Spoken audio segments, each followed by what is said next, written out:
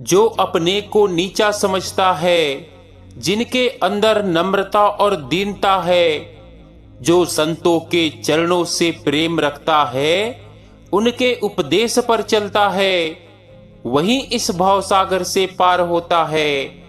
जिनको जाति पाति का अभिमान है, वे इस भवसागर में गोते खाते रहते हैं। कौमों की कौमें, मजहबों की मजहब इस जाति पाति के अभिमान में डूबे जा रहे हैं। इसीलिए तो गुरु साहिब ने कहा है, बड़े बड़ाई पाए कर रोम रोम अहंकार, सतगुरु के परचे बिना चारों बरन चमार।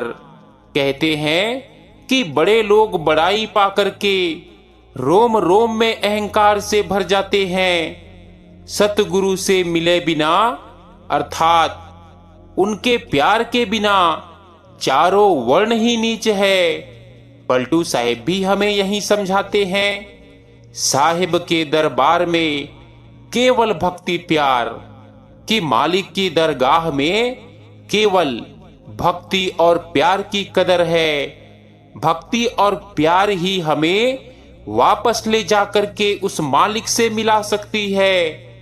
किसी के मन में यह विचार ना हो कि मैं ब्राह्मण के घर पैदा हो गया हूं, मुझे ही मालिक से मिलने का गौरव प्राप्त हो सकता है, या मैं हिंदू से ईसाई बन गया हूं, अब सिर्फ मैं ही परमात्मा से मिल सकूंगा। या कोई यह सोचे कि मैं एक नीच जाति में जन्म ले चुका हूं, शायद मैं अब कभी भी परमात्मा की भक्ति नहीं कर सकूंगा। गुरु अमरदास जी ने तो इस जाति पाति का यहां तक खंडन किया है। कहते हैं, बिन नावे सब नीच जात है, बिष्टा का कीड़ा होए। कहते हैं कि जो मालिक के नाम की कमाई नहीं करता, उससे ज्यादा नीच जाति वाला और कौन हो सकता है। क्योंकि मौत के बाद उसको विष्टा का कीड़ा तक बनना पड़ेगा, यानी नीच योनियों और अधम योनियों में जाना पड़ेगा। जो मनुष्य शरीर प्राप्त करके उस मालिक के शब्द या नाम को अपने मन में बसा लेता है, उठते बैठते शब्द की कमाई में लग जाता है, वही व्यक्ति सबसे ऊंचा है। क्योंकि वह मौत के बाद जाकर सच्चे परमात्मा के अंदर समा जाएगा।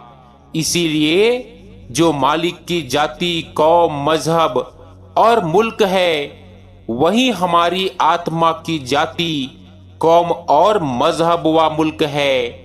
इसीलिए हर एक महात्मा हमारे शरीर को पक्षपात या भेदभाव के इन छोटे छोटे दायरों से ऊपर ले जाने की कोशिश करते हैं और हमारे अंदर उस परमात्मा के सच्चे नाम की कमाई और प्यार का शौक पैदा करते हैं। सो गुरु प्यारी सत्कार योग साथ संगत जी, आप जी सभी संगत को प्यार भरी राधा स्वामी जी।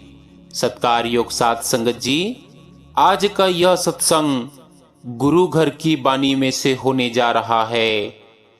विनती है कि सत्संग को ध्यान पूर्वक सुनिएगा और साथ ही साथ एक छोटी सी विनती आप सभी से और की जाती है कि सत्संग वीडियो को ज्यादा से ज्यादा अपने सत्संगी भाई बहनों के साथ शेयर भी जरूर कर दीजिएगा, ताकि उन्हें भी सत्संग वीडियो का पूरा पूरा लाभ प्राप्त हो सके। तो आओ अपने अपने संत सदगुरु को याद करके आज के इस सत्संग वीडियो में आगे बढ़ते हैं। अब देखो, हमारे मन में एक सवाल आता है कि क्या मालिक से मिलने के लिए जीते जी मरना जरूरी है? देखो, जब भी हम भजन में अपनी चेतनता को समेट करके आंखों के केंद्र में उसी तरह ले आते हैं जिस तरह मौत के समय होता है, तब पहले पैर सुन्न होते हैं, फिर टांगे और फिर धीरे धीरे सारा शरीर सुन्न हो जाता है।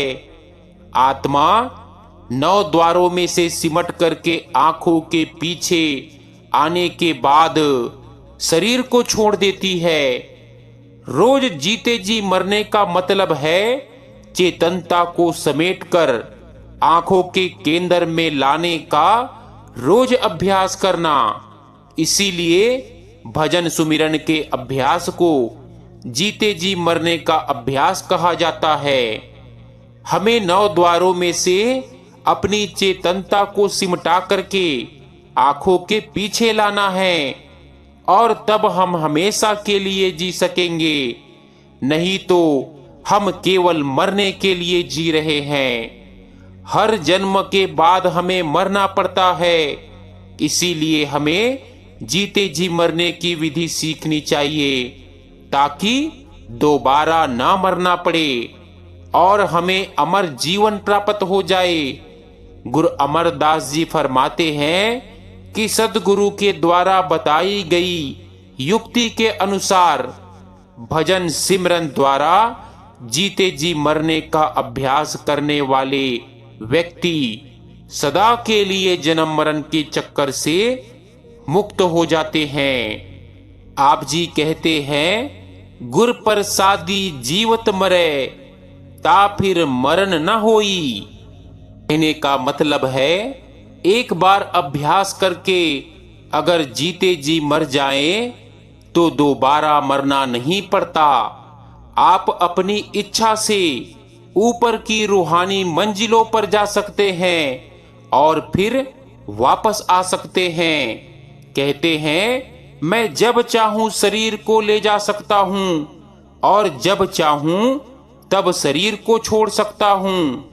उनका मतलब मृत्यु से नहीं है, उनका मतलब है कि मैं जब चाहूं तब शरीर में आ सकता हूं और जब चाहूं शरीर को खाली करके परम पिता परमात्मा के पास जा सकता हूं। देखो, सभी संतों महात्माओं ने अपने अपने अनुभव से हमें समझाया है कि जिस परमात्मा की हमें तलाश है और जिस परमात्मा से मिलकर के हमारी आत्मा हमेशा के लिए जन्म मरण के दुखों से बच सकती है, वह कहीं बाहर नहीं है, वह हर एक के शरीर के अंदर है। जिसे मिला है अपने अंदर ही मिला है और जिसे भी मिलेगा अपने अंदर ही मिलेगा।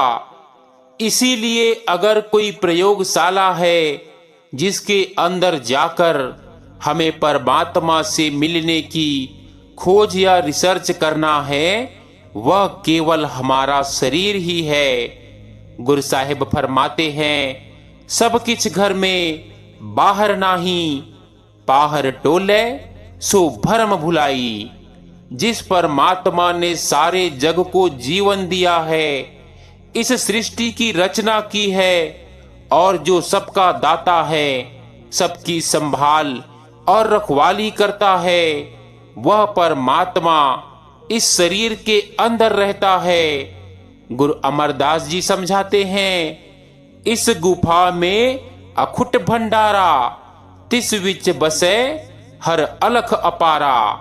कहते हैं कि हमारा यह शरीर केवल आत्मा के ही रहने की गुफा नहीं है, वह परमात्मा भी जो कि अलख और अगम है, इस गुफा अर्थात शरीर के अंदर ही है।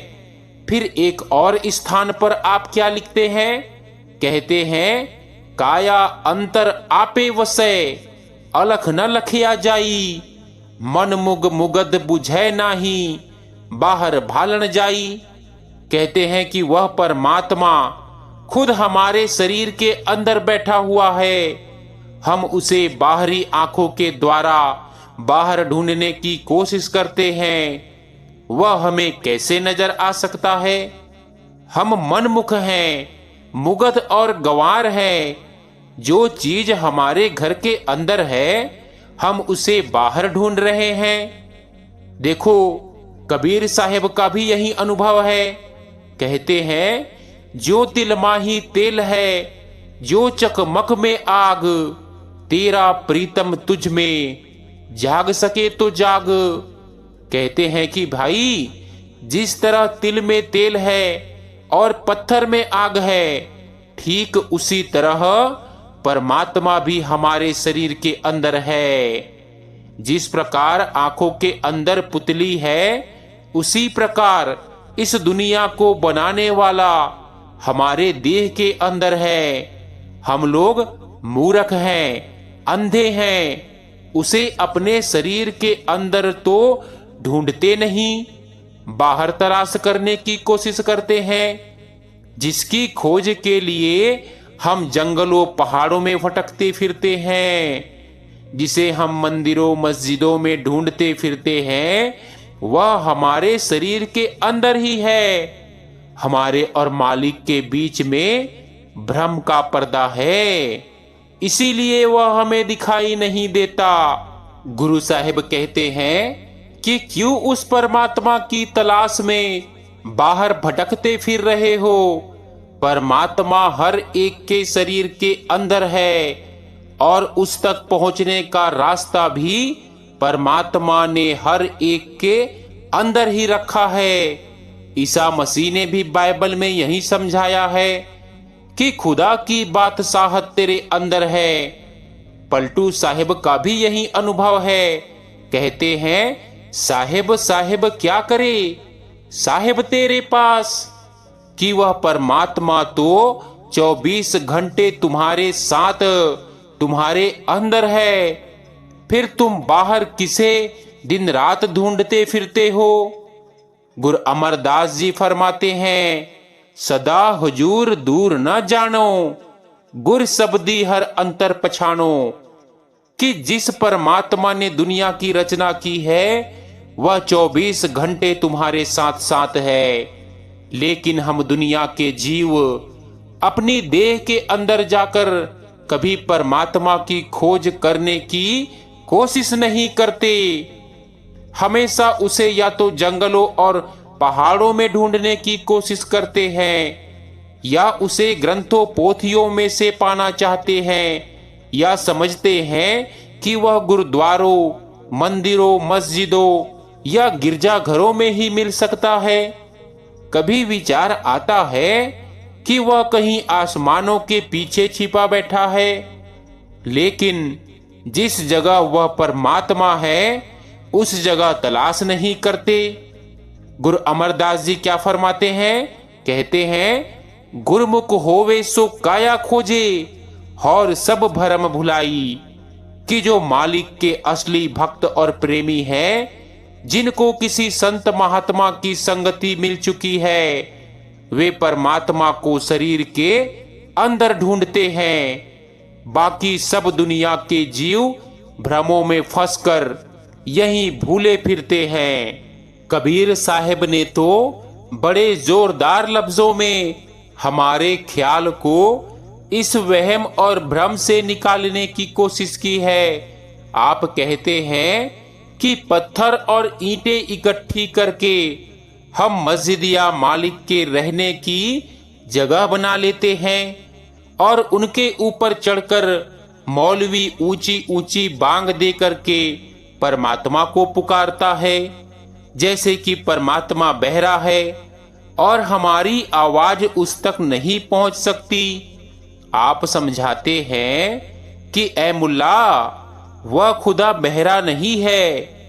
जिस खुदा के लिए तू इतने जोर जोर से चिल्ला रहा है, वह तो तेरे अंदर ही मौजूद है। मुसलमान उस खुदा को मस्जिद के अंदर ढूंढ रहे हैं, हिंदू मंदिरों में उस परमात्मा की तलाश कर रहे हैं, सिख और ईसाई गुरुद्वारों और गिरजों में जाकर खोज रहे हैं। लेकिन वह अलग पुरुष तो उनके शरीर के अंदर ही है और अंदर ही मिलेगा। तुलसी साहिब कहते हैं कि जो हमने परमात्मा के रहने के स्थान बनाए हैं, कितना अफसोस है कि हम उन स्थानों में जाकर दिन रात उस परमात्मा को खोज रहे हैं। और जिस मस्जिद यानी शरीर के अंदर वह परमात्मा रहता है, वह शरीर उस मालिक की याद में दिन रात दुख उठा रहा है। अगर कोई सच्चे से सच्चा गुरुद्वारा, मंदिर, मस्जिद या गिरजा है तो भाई केवल हमारा अपना शरीर है। यह जगह परमात्मा ने अपने रहने के लिए खुद बनाई है और इसी के अंदर वह खुद रहता है।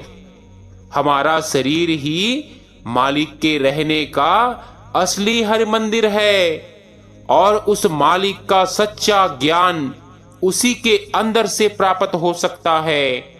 जरा गौर करके देखें कि उस परमात्मा के रहने के लिए जो स्थान हमने खुद बनाए हैं, जैसे मस्जिद, मंदिर, गुरुद्वारे, गिरजे वगैरह, उनमें हम परमात्मा की खोज कर रहे हैं।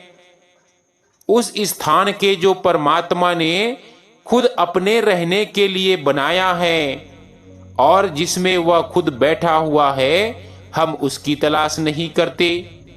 हम अपने धार्मिक स्थानों को कितना साफ सुथरा रखते हैं, जरा गंदगी वहां नहीं रहने देते, धूप वगैरह जलाते हैं, वहां कोई बुरा कर्म या बुरी बात नहीं करते, किसी से कोई अनुचित शब्द तक नहीं कहते, क्योंकि हम समझते हैं कि यह मालिक के रहने का स्थान है। उन स्थानों की पवित्रता बनाए रखना चाहते हैं। लेकिन जो जगह मालिक ने खुद अपने रहने के लिए बनाई है और जिसके अंदर वह परमात्मा खुद बैठा हुआ है, यानी हमारा शरीर, उसको किस प्रकार दिन रात गंदगी से भर रहे हैं। कभी मांस और शराब उसके अंदर डालते हैं, कभी उसके अंदर बैठकर बुरे बुरे विचार उठाते हैं और पाप व खोटे कर्म करते हैं। अपनी बनाई हुई चीज की तो हम कदर करते हैं, जो मालिक ने खुद अपने रहने के लिए जगह बनाई हुई है उसकी कदर नहीं करते। कई बार तो इतिहास पढ़कर बड़ी शर्म महसूस होती है कि अगर हमारे बनाए हुए किसी मंदिर, मस्जिद, गुरुद्वारे या गिरजे की गलती से किसी दीवार में एक दरार भी आ जाती है तो हम उस परमात्मा के बनाए हुए हरि मंदिर को हजारों की संख्या में गिराने को तैयार हो जाते हैं। इतिहास गवाह है कि इन धर्म स्थानों को लेकर कितने युद्ध और झगड़े हुए, कितने खून खराबे हुए, कितने बच्चे अनाथ हुए, कितनी औरतें विधवा हुई, और हम इस पर फक्र और गौरव करते हैं। अपने आप को धर्म के रक्षक, मजहब के रखवाले समझते हैं। अगर एक दूसरे की हत्या और खून बहाने से ही परमात्मा मिल सकता है तो इससे ज्यादा सस्ता सौदा और आसान तरीका और क्या हो सकता है।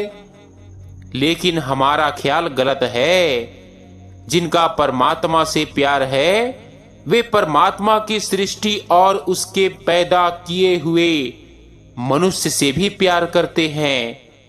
परमात्मा एक ही है और उस परमात्मा ने ही सबको पैदा किया है। हर एक के अंदर वह खुद ही बैठा हुआ है और हर एक को अपने अंदर उसकी ही खोज करनी चाहिए। अगर फिर भी कोई किसी से नफरत करता है तो वह परमात्मा से नफरत करता है।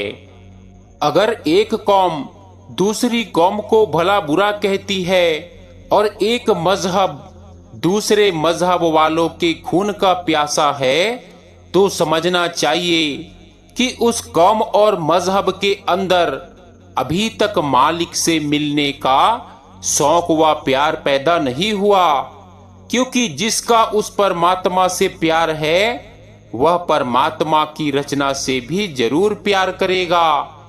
अगर हम किसी से नफरत करते हैं तो इसका मतलब हुआ कि हम उस परमात्मा से भी नफरत कर रहे हैं जो कि उसके अंदर बैठा हुआ है और जिसने उसे पैदा किया है। गुरु अमरदास जी कहते हैं कि हे परमात्मा, सब दुनिया के जीव तेरे अपने पैदा किए हुए हैं और तू खुद ही हर एक के अंदर बैठा हुआ है। नीच और बुरा तो मैं उसे कहूं जिसके अंदर कोई और हो या जिसे किसी और ने पैदा किया हो।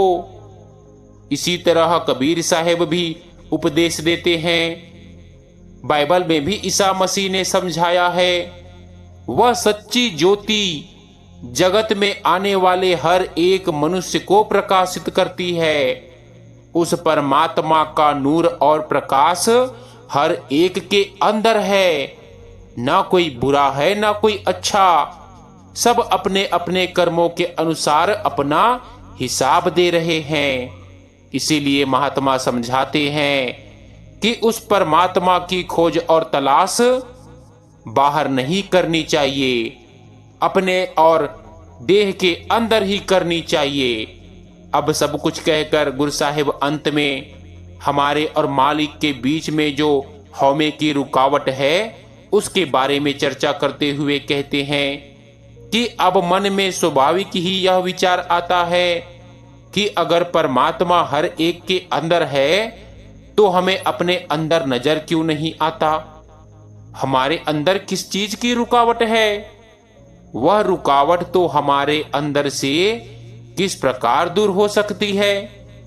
यही बात तो गुरु अर्जुन देव जी लिखते हैं कि एका संगत एका गृह वसते, मिल बात न करते भाई, अंतर अलख न जाए लखिया, विच पर्दा हो में पाई।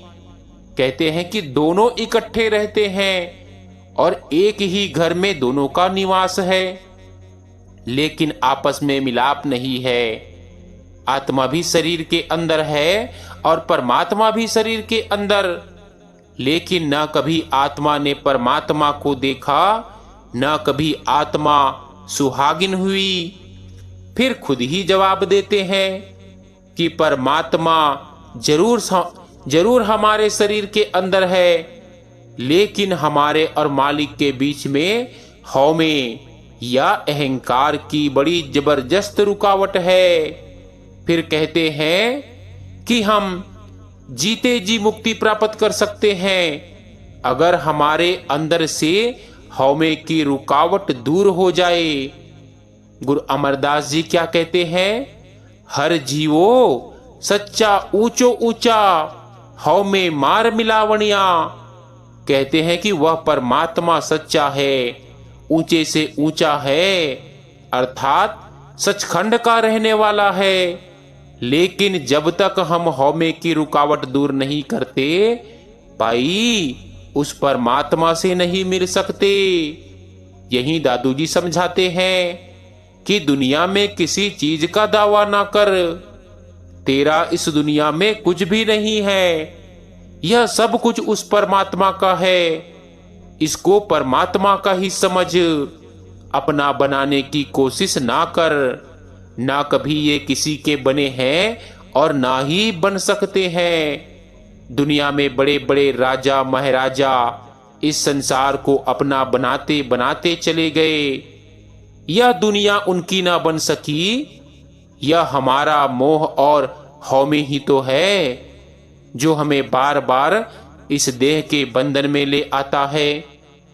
बाइबल में ईसा मसीह ने भी जिक्र किया है कि ऊंट सुई के नाके में से भले ही गुजर जाए, लेकिन किसी दौलतमंद का खुदा की दरगाह में दाखिल होना मुश्किल है। हौमे क्या है? हम जो सारा दिन सोचते हैं कि यह मेरी औलाद, मेरी जायदाद, मेरी धन दौलत, ये सब कुछ वास्तव में परमात्मा के हैं।